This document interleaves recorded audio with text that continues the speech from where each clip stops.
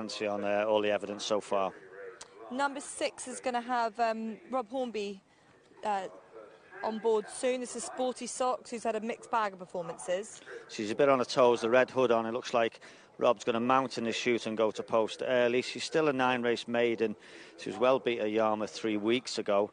Her best form is actually 1.25 miles on the all-weather. So the first time cheek pieces are going to really need to have a big effect here today. Number 4, Ivat Ghia, for Tyler Hurd and Mark Ushers, very much on her toes. A daughter of Ghia. She was well beaten in 3 qualifying runs and is handicapping off 52. She's showing off her credentials trotting around the paddock, isn't she? She looks flashy. Handicap debut of 52, like you say, but 3 runs at big prices this year. Didn't actually run too bad when she was 6th of 12 at Lingfield 16 days ago. That was from a really wide stall, Jess, and she dropped in last and stayed on. So hopefully we'll see a bit more encouragement here, but hard to really fancy her. Yeah, she's trying to keep a bit settled. And this one, number 2, is sort of doing the same. She's kind of causing a havoc for her lad leading her up. This is Lopi Elinda for Jake Dixon and Tim Easterby. He was 4th of 6 here last week. She was too keen that day, and these signs aren't too optimistic that she's going to settle today. She's another one that's just getting herself a little bit worked up. This is, if you're fancying this filly today, this is not what you want to see. She's a free-going filly. She made all to win her Ayr in June. She was 4th of 6 over 7 here 8 days ago. Way too keen. Both the wins have come over 7. I think a mile really tests her, and she is free going, as I say, and she's well on her toes. Yeah, she certainly is. She is going to have Jake Dixon on board, who'll take 7 off. But yeah, doing the best they can with her. So a bit of a mixed bag of horses. That some of them just overdoing it in the paddock a little bit. Buckland Bell, who is our selection, and I've got a feeling it could be Tom Stanley's as well for the Wednesday wager to kick us off tonight.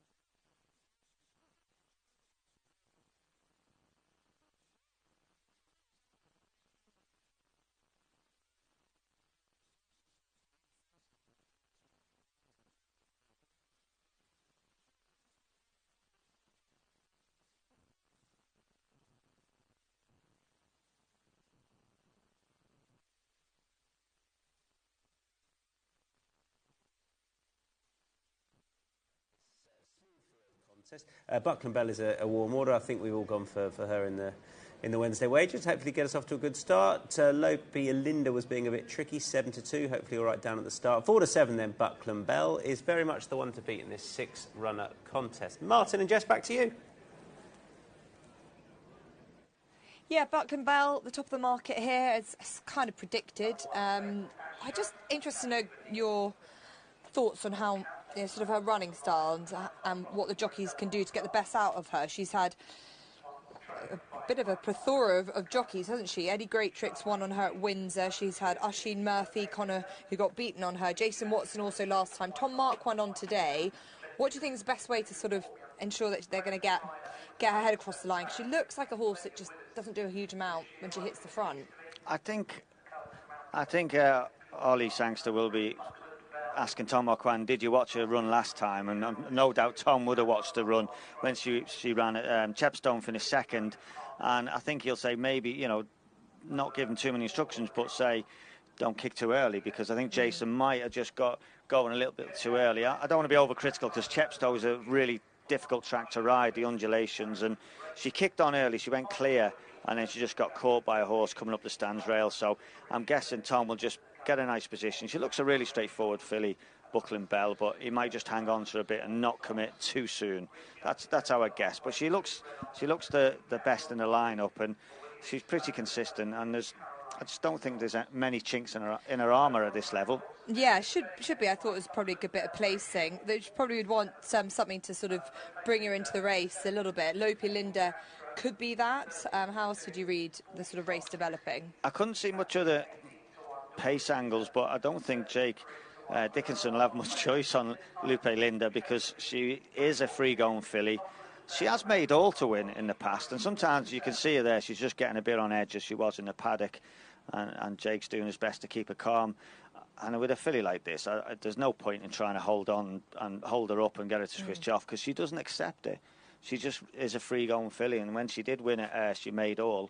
I think the mile really tests her stamina, so I don't see the point in giving her ground to make up as well. You might as well just let her be in front and hope she relaxes well enough to see out the mile, and she's good enough to win. She is a winner, but she just doesn't do herself any favours sometimes, and I'm just not sure the mile is just a bit too far for her. Yeah, she got a little bit on her jig-joggy and just was not making life easy in the paddock, but she looks a lot more settled now, does Lopi Linda.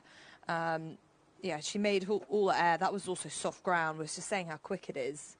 And Ross Orion was sort of confirming that as well. Now coming around the round course, I wouldn't be surprised.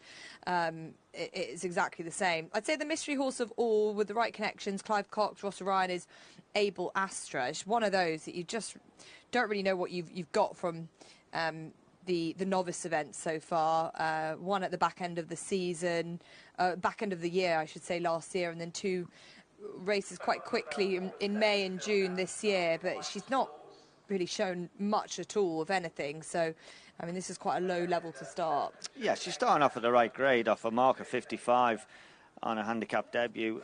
I think her runs have been pretty much the same. She hasn't regressed, but really stepped forward. The best of 3 runs was actually here on fast ground when she was 4th of 8 in May. So she handles fast ground. She likes this track.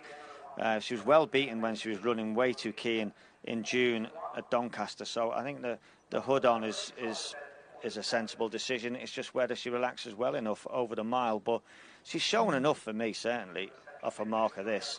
Mark of 55 should be good enough to win a race. It's just over this mile. But she did look pretty relaxed once she got to post.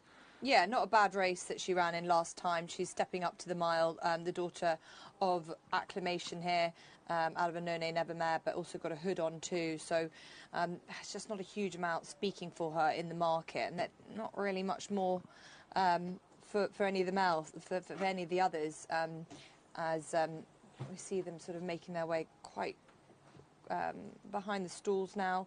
Of the others, I suppose, Ivat Ghia is sort of the same camp, but she was getting pretty jig-joggy, wasn't she? She looked quite hard work in the paddock. Yeah, she was a bit on her toes as well, wasn't she? And it's not as hot as it has been tonight here at Leicester.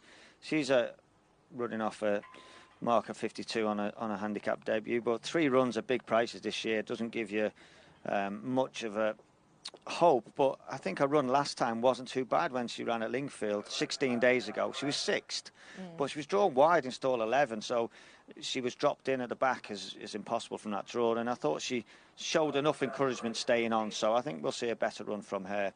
I think Tom will be happy with his wide draw here. You know, he comes out to stall 6 on Buckland Bell, but sometimes you're riding a favourite in a race like this where it might be a little bit messy.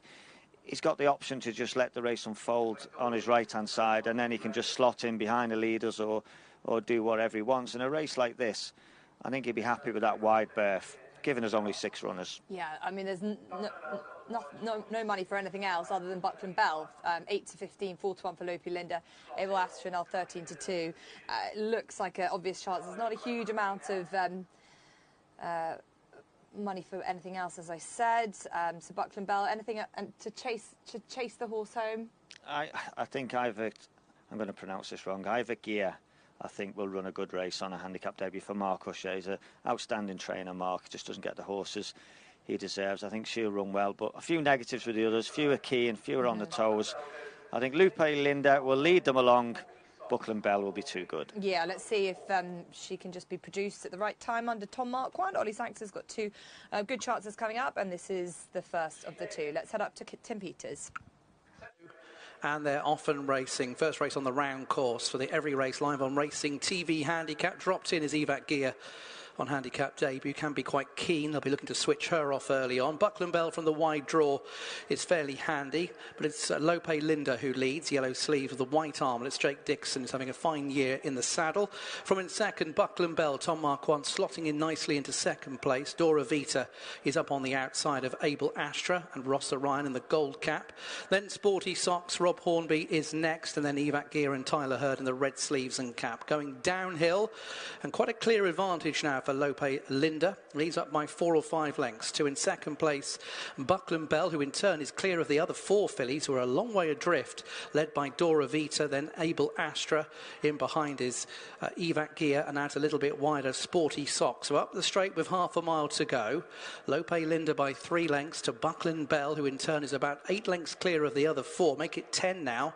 They're being led by Dora Vita in the third position, pushed along Abel Astra, Sporty Socks and Ivat Ghia, but the first 2 are a long way clear. Heading to the final 2 furlongs, Lope Linda now just being pushed along to try and close down the gap. Buckland Bell, as they now head inside the 2, they're still clear of Dora Vita in third, then Ivat Ghia trying to make some headway from the back. Furlong and a half to go. Lope Linda now under pressure, being joined by Buckland Bell. They're about 6 lengths clear of Dora Vita. Then comes Ivat Ghia. They are staying on in behind, but Buckland Bell now takes over well inside the final furlong, moves about 2-3 lengths clear, no more from Lope Linda. Ivat Ghia is running on with Dora Vita, but they won't get to Buckland Bell and Tom Marquand, who goes on to score quite cosily. Ivat Ghia is round well in second. Third, Dora Vita also shaped better. Then came the long-time leader, Lope Linda. Yeah, Buckland Bell's the winner again for Tom Marquand and Ollie Sangster, and returns the 4-9 favourite in a race which was sort of guided quite nicely for this filly in the end. And as predicted, Lope Linda went on at one point you thought, is she really going to go forward? And well, ultimately she's given this the winner a nice toe into the race, and it sort of broke the race up a little bit, and she ultimately got tired in front. Well, Lope Linda, she broke a little bit slowly, and Jake, you can see his body language, he's sitting really still on the white cap. He ends up in front here on Lope Linda, and once they get over this little bit of a peak here, Jess, and we start to go downhill, Lope Linda starts to take charge, and she's motoring on, and you can see Tom Marquand, he's afforded 3 or 4 lengths here on Buckland Bell. He's just happy to use Lope Linda as a rabbit to chase, and he probably knows he's on the best horse in the race, and it was a well-judged ride from Tom, but really Lope Linda's just going up a little bit too quick to see out this stiff mile here, but she's run well for a long way, just got very tired, and my eye was drawn back to Ivat Ghia in the red colours, who was very green and very awkward off the bridle, but does make some really good late headway. But perfect race to unfold for Tom Marquand here, and it was a deserved win for Buckland Bell. She's been so consistent at this level. She likes the ground, and you just see here she was really willing and got a nice lead into the last furlong or so. Yeah, and a horse that doesn't want to hit the front too soon, having a horse like Lope Linda, who's actually really tough in front, was ideal. In behind, Ivat Ghia, to your